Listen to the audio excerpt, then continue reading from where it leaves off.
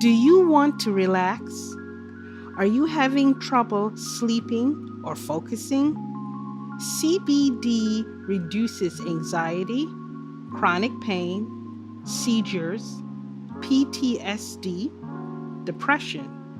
Try our CBD gummies or chocolates. You will be very satisfied. Visit cbdcollections.net. cbdcollections.net. cbdcollections.net.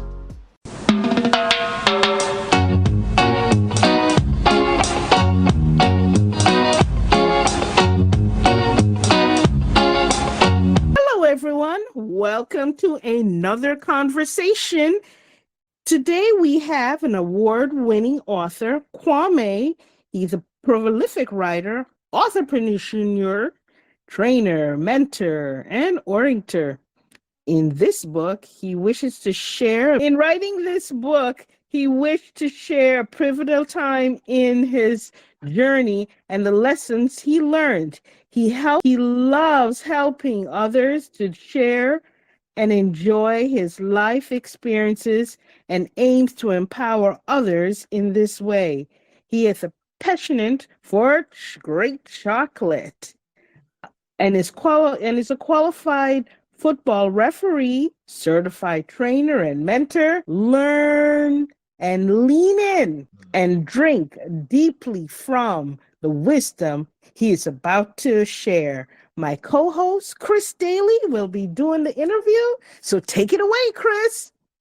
Wow, what an introduction. Welcome, Brother Kwame, to our conversation. Thank you for having me. It's great to have you.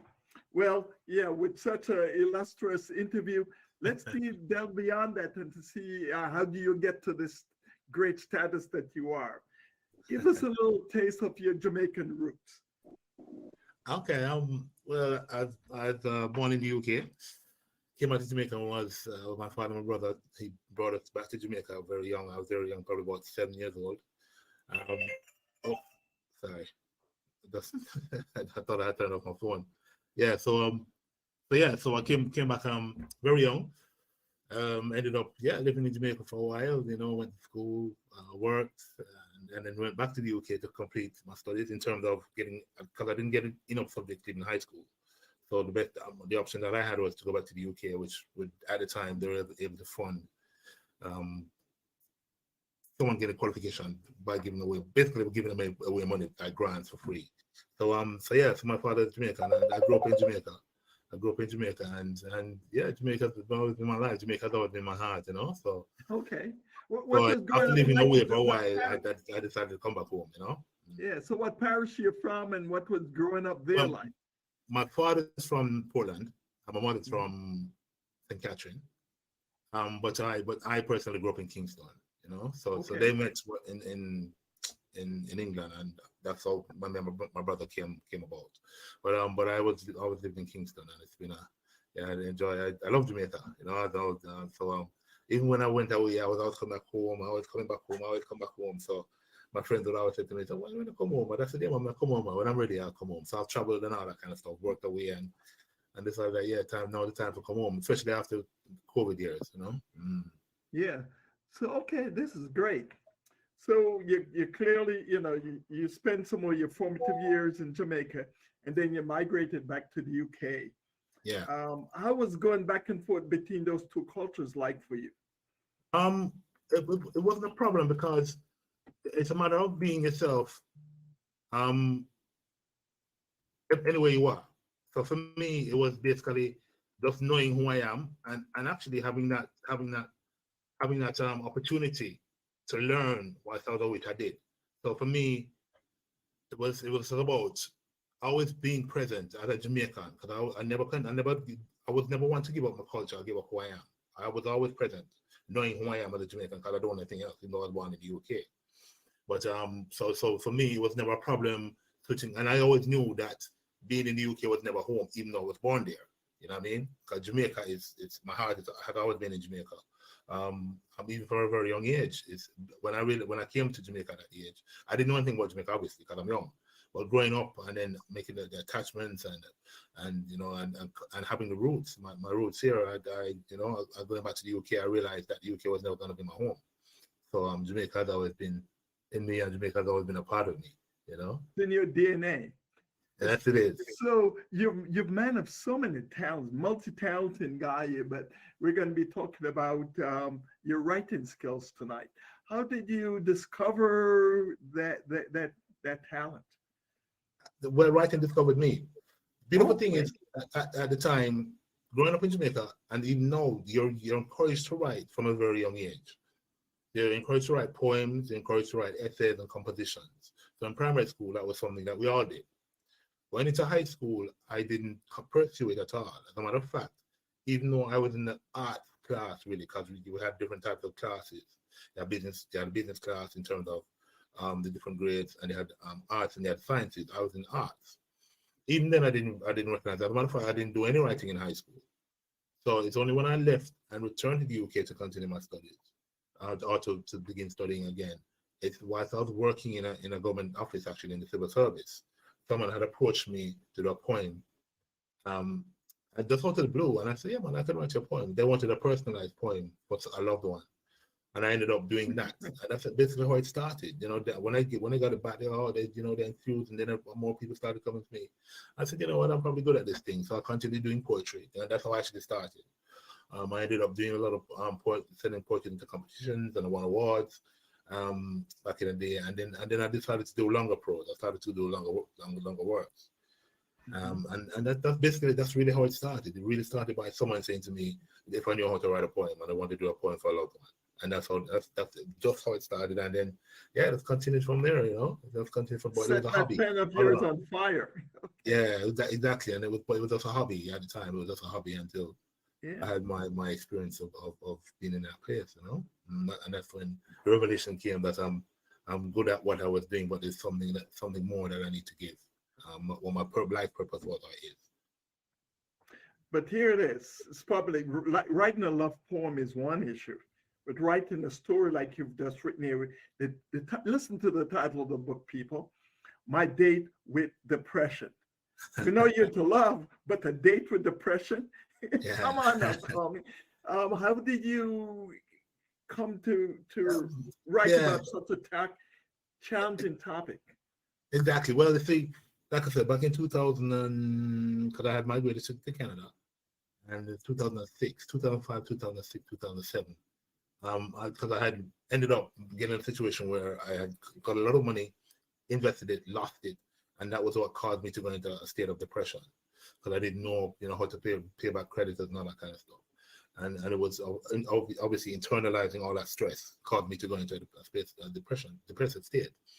And it was while I was going through that experience that, because I didn't know it was that, what I was in it. I didn't know that what it was I was in, or that experience that I was going through. And it was my cousin and people around me who were starting to see the abnormality in my behavior.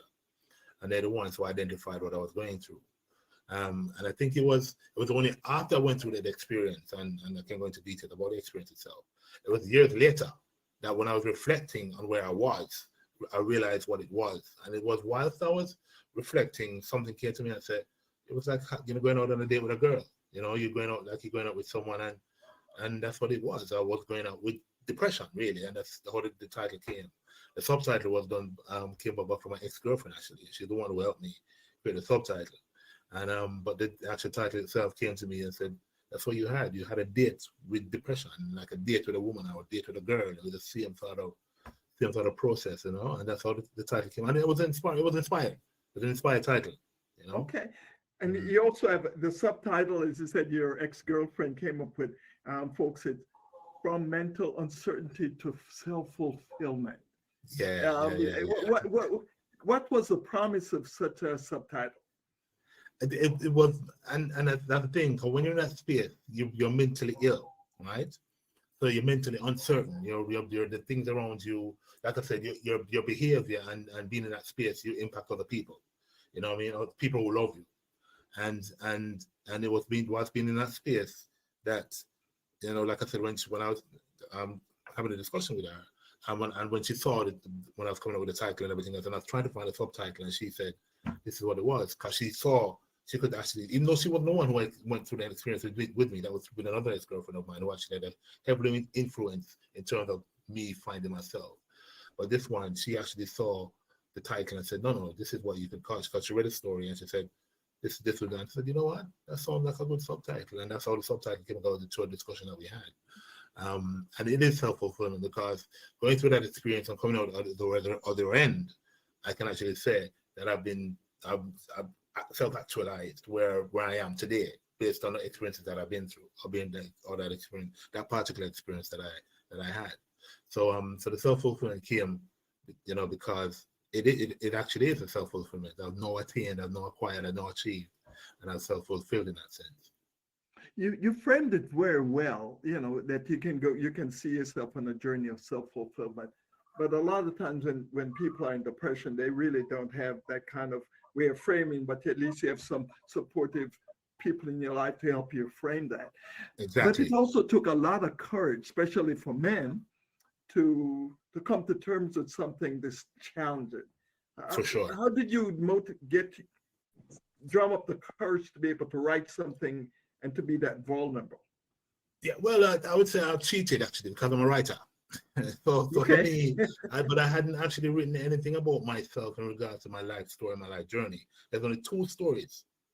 Well, one story, a short story that I did that I won a prize for, which is in one of my short story books, Deep Root Strong Tree. And that story was the only personal story that I've ever written about myself, or what I had experienced as a child. So I was reflecting. I said, you know what? I've never actually written anything about myself in regards to my journey. And that part of my journey was very pivotal in terms of which direction I would end up or which direction I would go. So I said, let me write about that particular experience. And that's basically how it happened. I wrote the story on the experience that I went through, like I said, 2005, 2006, 2007. And I wrote the entire story in 2015. So that's how long it took for it to come out, really. And even then, it was something that I had written and I had lost the manuscript. And it's only when I realized, I only refound it when I was looking at Facebook, and I had sent it to a friend of mine, a male friend of mine. And because the USB stick that I had was corrupted. And I sent it, and I realized that I had sent it to a male friend of mine. And I said, oh, wow, look, this is the book that I've written. And I didn't, and that's really how it, and I said, I'm supposed to put this book out now, because I refound it. I relocated it and said, because I was looking for it, but like I said, the stick that I had was corrupted, and it got lost. And it was just by chance that I was looking at his name and saw that I had sent him an attachment of the manuscript, and I downloaded it. Yeah, downloaded it, 2015, and then said, you know what, I'm putting this out to print, and that's exactly how it happened. So and I said, this now the time for it to come out, and yeah. And what I have realized in my journey is that you're right, you're correct. We don't talk about this stuff as men. It's coming, it's changing, and I'm glad that it is. And I guess I'm one of the first to actually write an experience as a Black African Caribbean man about the journey, that journey. I guess I'm one of the first. So yeah, it was birthed at the right time. Okay, neat. So you wrote this masterpiece here. Take us inside of it a little and kind of give us a sense of how you organize telling the story. Okay, well, it's organized in a way where, and like I said, I lived in Canada. Canada happened for a reason. I didn't realize it at the time. And like I said, I migrated to Canada because when I migrated to Canada, it was basically to set up a business with two other partners. One of the other partners couldn't get in because he was Pakistani, but the other one wasn't able to leave the UK yet. So I was the first one. I went, and then from there on, it's almost like everything was cataloged. That was signposted for me to go through this particular journey. Like I said, I got a lot of money from the bank, invested a lot of it into property, into businesses, lost it, based on the type of partners I had at the time, and how that was sabotage, and then going into the state of depression. And then it was those around me who identified us, saw what I was going through. And the book itself catalogs those experiences. You know what I mean? It catalogs, so for example, it catalogs the reason I went into state of depression. It catalogs the things that happen, or the processes that happen that enabled me to start healing. And within that in itself is a lot of conflict. So it's conflict with, for example, in conflicts in terms of growing up, what happened in terms of the childhood trauma that I experienced as a child. It talks about religion and it talks about going to the motherland, going to Africa. So it's all these things that catalog that experiences within the book. And as you go along, you'll see the transition or the movement of how I move from one state to the next. And within the book itself, at the end, it actually gives tips on how someone can, because it's also a self-help book. Because along the way, there's parts of the book where people can actually write about their own journey and taking them along. So if you would give, what would be the three, for the folks who are going to be taking this, giving the away for gifts already for the holidays coming up, what are some of the three takeaways you would suggest that you aim at giving people? The three takeaways I would say probably in terms of, because I had 8 tips in the book. One is talk, especially for men, talk, because we don't talk.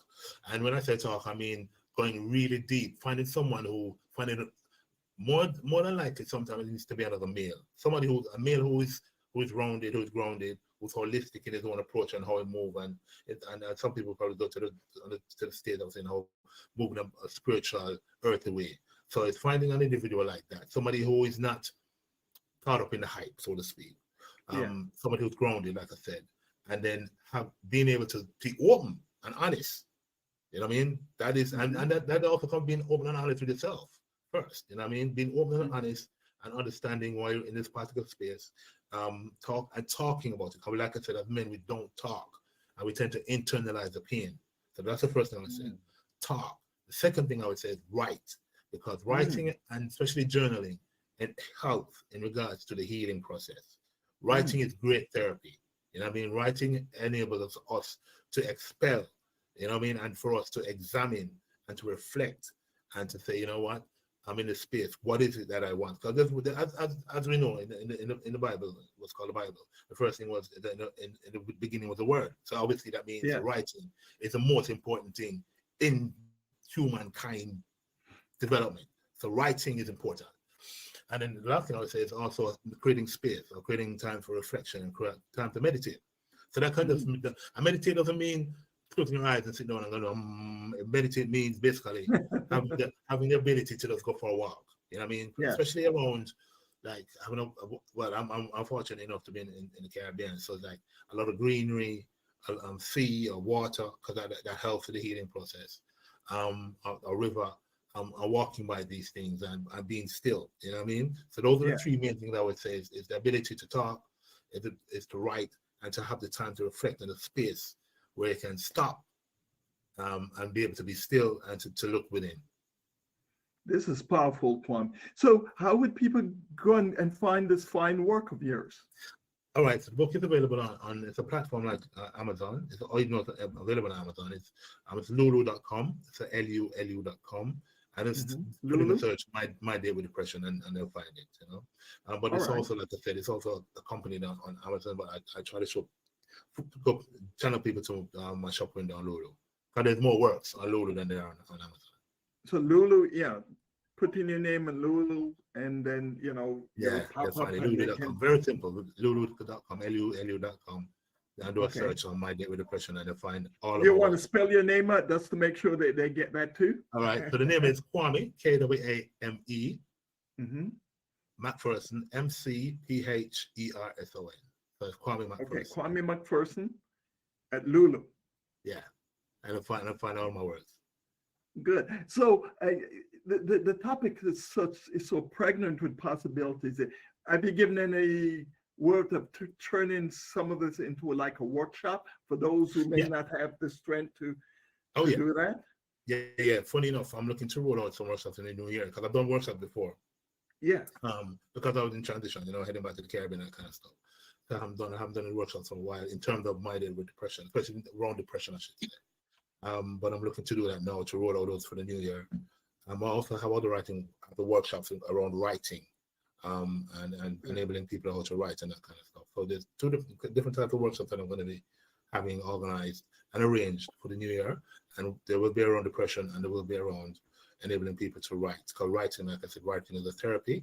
And that will lead on to, You know, like I said, the workshops themselves will probably be specified or specific to men in particular, because I really think that we need that kind of space and forum more than anything else.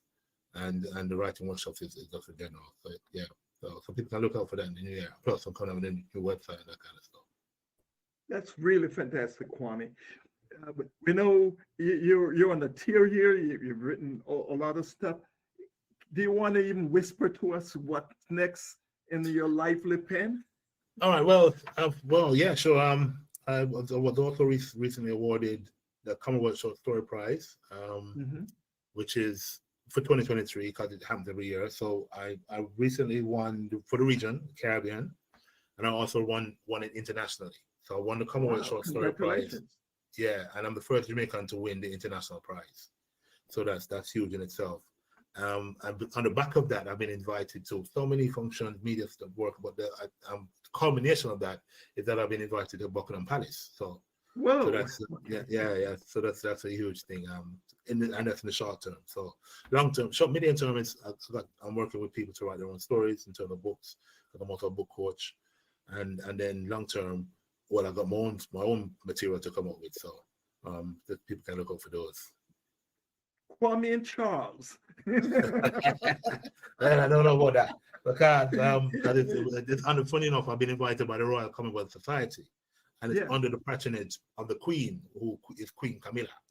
So okay, all right. Yeah, there you go. So like I said, I'm supposed to be traveling tomorrow. Well, I'm glad we got to talk to you before you get elevated. Exactly. Yeah. So I'm looking to travel by tomorrow. Yeah.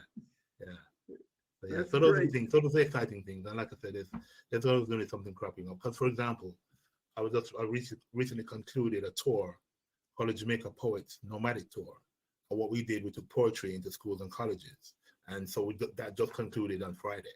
So that was also working with young people, enabling them through the spoken word, listening to their works.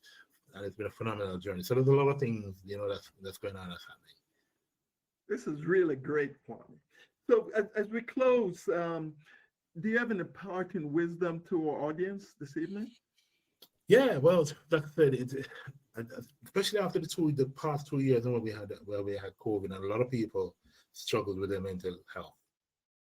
And the funny thing is, when we're going into the COVID and those 2 years, I said to myself, there's going to be a lot of people who will have challenges mentally because we have never been in a situation where life stopped. Really, we haven't had that. We've always been on the go from birth to death into 20th century. We hasn't been on the move. So really and truly, it would be a shock, and we're seeing the repercussions of that now. And I think for people who are struggling with their own mental health, like I said, this is what I suggested before, is take the time out to stop and to reflect where they've been, why they feel like what they're going through, and again, and have someone to speak to, someone to talk to, you know what I mean, and also to read good books and to watch uplifting videos and that kind of thing. But obviously we know there's different levels of depression, but starting at the base where it's really where the challenges come more so, because once you're in it, then it can get worse depending on what you do or don't do. You know what I mean? So I would say to anyone is that it's not, I wouldn't say it's easy experience, because it's not, but it's finding ways or methods that can enable someone to get out of that space, like I said, and the main thing is talking. I'm telling you, the main thing is talking. Okay. Well, boy, if for the last few minutes you've been here and you've just enthralled us with a lot of wisdom. So folks, get out. If you have a loved one who could use such a work, please get it in their hands. That's the best thing you can do to them. You're giving them life. Yes. So thank you for taking your pen and giving us life, Kwame. Thank you. Yeah. There's more to come. There's more to come with it, actually, because I think it has still more to do with it. Yeah. So to learn more about Kwame McPherson, visit info@authoritybrandbuilding.com. To learn more about Chris Daly, visit chrisdaly360.com. To learn more about Jamaican Diaspora, visit jamaicandiaspora.com. Kwame, we really enjoyed you. We had you for our audience, this is our second interview with Kwame. So Yes. just look into the archives and you can hear the first one, but really support this one, this particular edition, because there's a lot of men who have kept silence, and this is an outlet for them to get their feelings out. Thanks, Kwame. Bye Thank now. you. Thank you for the interview.